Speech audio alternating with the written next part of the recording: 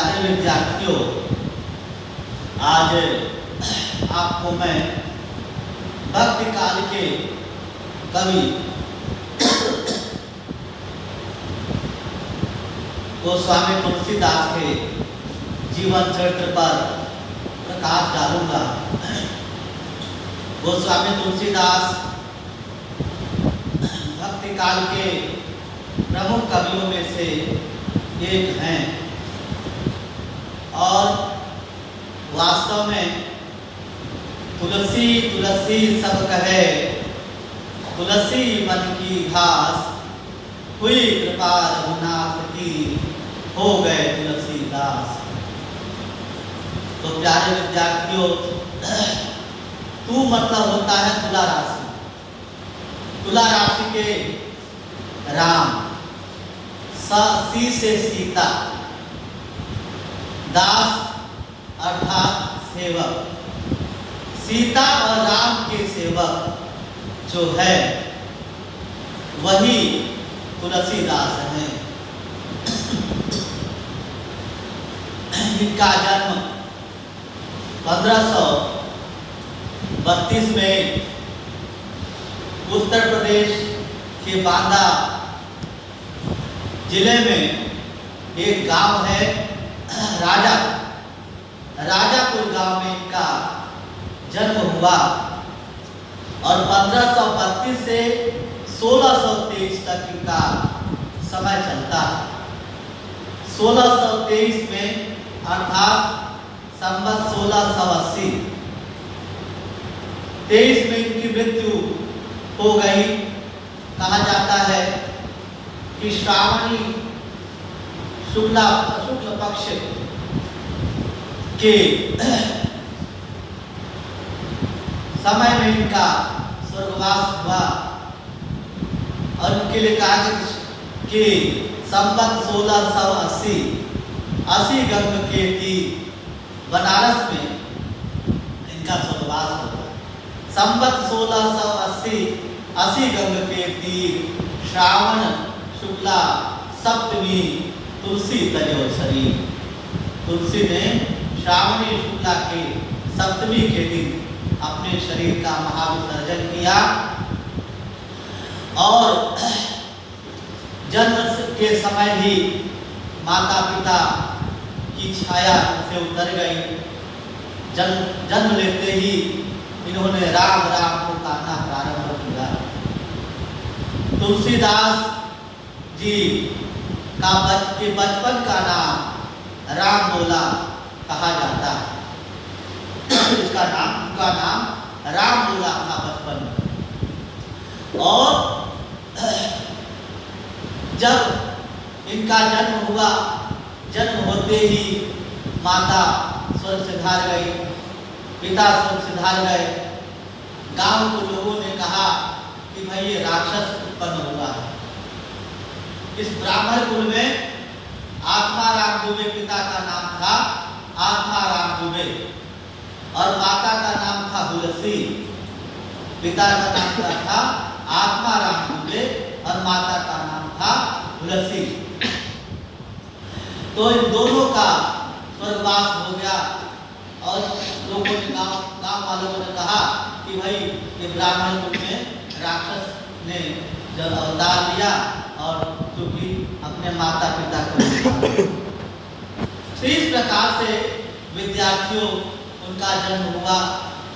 चुनियादाई ने इनका पालन पोषण किया। कहते कि लक्ष्मी जो है इनको भोजन कराने के लिए आया करती थी। और बचपन में इनका बचपन जो है भिक्षाटन के द्वारा हुआ। भिक्षाटन के द्वारा इन्होंने अपना जीवन यापन प्रारंभ किया और अनेक तीर्थ क्षेत्रों में ये भ्रमण करने लगे। काशी, अयोध्या, चित्रकूट और मथुरा, इन्होंने अनेक जगह भ्रमण किया। और चित्रकूट रह करके रामचरितमानस की रचना की। चित्रकूट में रामचरितमानस की रचना की। उसके बाद काशी में आकर के यहीं रहने लगे और यहाँ पर अनेक ग्रंथों की रचना की और इनकी भाषा जो है अवधी भाषा है। मूल भाषा इनकी अवधी है और अवधी भाषा में रामचरितमानस की रचना की। और दूसरी भाषा इनकी रही ब्रज भाषा। ब्रज भाषा में कवितावली, गीतावली, कृष्ण गीतावली, दोहावली इत्यादि की रचनाएं इन्होंने की। कुछ विद्वानों ने कहा कि कुछ रचनाएं अप्रमाणिक हैं, कुछ प्रमाणिक हैं। तो जो प्रमाणिक रचनाएं हैं गीतावली, दोहावली और आपकी रामचरितमानस, कवितावली, विनय पत्रिका, ये सब प्रमाणिक रचनाएं हैं। बाकी बरबर रामायण, रामलला महचू, जानकी मंगल, पार्वती मंगल, हनुमान बाबू, ये कुछ रचनाएं जो है इनकी मिलती हैं, पर ऐसा कहा कि उन्होंने नहीं लिखी। हनुमान बाहु की रचना की जब उनको बाहों में फोड़ा हो गया था, उस कष्ट के लिए हनुमान जी की रचना, हनुमान जी का आवाहन किया, हनुमान जी का स्मरण किया। और इनका जन्म परिचय में बताऊं तो अनेक स्मरण है इनके कि, परंतु आपके यहाँ संक्षिप्त रूप में श्री तुलसीदास जी का जीवन परिचय है जो आपके यहाँ आएगा। और इनको गुरु प्रसाद जो मिला बाबा नरहरिदास से, इनको गुरु प्रसाद मिला। और चूंकि सगुण साकार ब्रह्म राम के उपासक थे और तुलसी जो है लोक मंगल के कवि माने जाते हैं। इनको समन्वयवादी कवि माना जाता है, समन्वयवादी कवि माना जाता है तुलसी को। और तुलसी चूंकि भाई बाबा नरहरिदास के शिष्य हुए और बाबा नरहरिदास की कृपा से इन्हें राम की भक्ति की प्रेरणा मिली कि भाई राम की भक्ति करनी है और राम ही उबार सकते हैं। और क्योंकि इन्होंने राम काव्य भी लिखे और कृष्ण काव्य भी लिखे, भक्ति काल के सगुण साकार ब्रह्म के उपासक तुलसी ने दोहा और चौपाई छंद के माध्यम से रामचरितमानस की रचना की। कविता, छप्पय, सवैया इत्यादि के माध्यम से कवितावली की रचना की। दोहावली की रचना दोहा छंद के माध्यम से की। और तुलसी की भक्ति भावना रामचरितमानस में है। रामचरितमानस एक प्रबंध काव्य है और तुलसी का सबसे बड़ा सर्वश्रेष्ठ साहित्य है, जिसको कहा जाता है कि भगवान शिव ने प्रमाणित किया है। भगवान शिव इसके साक्षी हैं, ऐसा माना जाता है। प्यारे विद्यार्थियों, आपके इस अंतरा भाग 2 जो 12वीं की है, इसमें अयोध्या कांड से एक संस्मरण, एक अंश लिया गया है। जब राम वन को चले जाते हैं पिता की मृत्यु के बाद, भरत आते हैं अयोध्या सुनते हैं कि भरत राम वन को चले गए हैं, तो मनाने के लिए राम को जो है भरत जाते हैं और वहाँ पर राम को वापस लाने के लिए और दरबार लगता है। उस दरबार में अपनी पुकार रखते हैं, अपनी फरियाद रखते हैं कि राम मान करके और समग्र कुटुंबियों के साथ जो है अयोध्या चले अपना राजकाज संभालें। तो प्यारे विद्यार्थियों, ये मैंने संक्षिप्त जीवन कथा गोस्वामी तुलसीदास की कही। अब मैं आपको जो आपके पाठ्यक्रम में भरत राम प्रेम जब अवतरण अयोध्या कांड से लगा हुआ है उसको पढ़ाऊंगा। उससे पूर्व मैं आपको बताऊं कि गीतावली से 2 पद यहाँ लगे हैं। एक तो उसमें राम के वन जाने के बाद बार बार माता कौशल्या धनुष बाण को देख करके राम को बुलाती है, उठाती है राम को। दूसरा पद है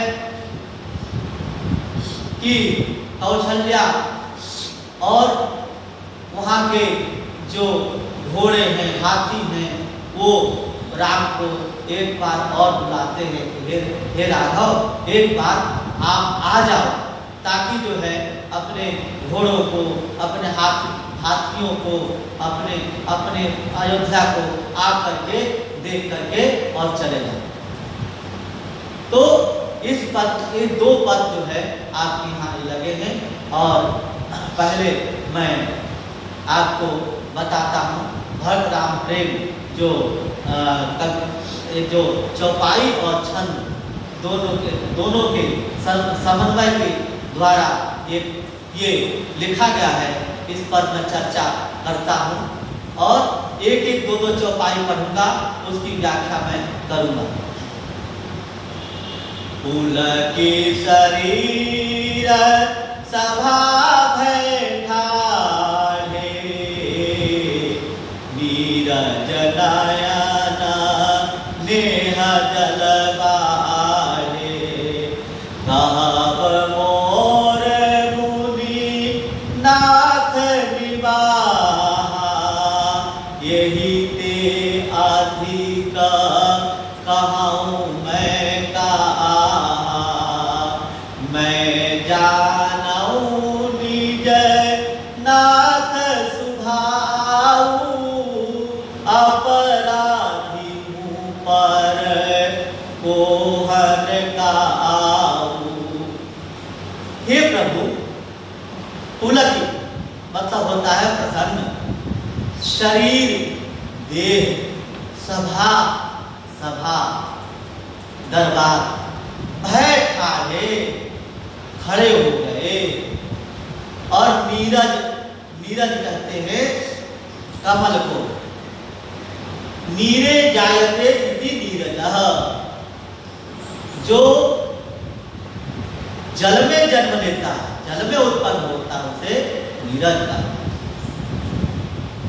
नीरज कमल रूपी नयन, नेह जल बाढ़े, नेह का मतलब होता है स्नेह, प्रेम, प्रेमाशु, बाढ़े मतलब जो है बढ़ने लगे, प्रेमाशु बहने लगे। और प्रसन्न होकर के भरत जी प्रसन्न होकर के सभा में खड़े हो गए, और खड़े होकर के और उनकी आंखों में, कमल रूपी नेत्रों में आंसू भर गए। कमल रूपी नेत्र जो है आंसुओं की बाढ़ आ गई। और कहब मोर मुनिनाथ विवाहा, हे मुनिनाथ, हे गुरुदेव वशिष्ठ, आप मेरा जो मनोरथ है, मेरा जो वांछित है, आप ही कह सकते हैं। मेरा वांछित जो है आप ही कह सकते हैं, और आप ही वांछित कह सकते हैं। और वांछित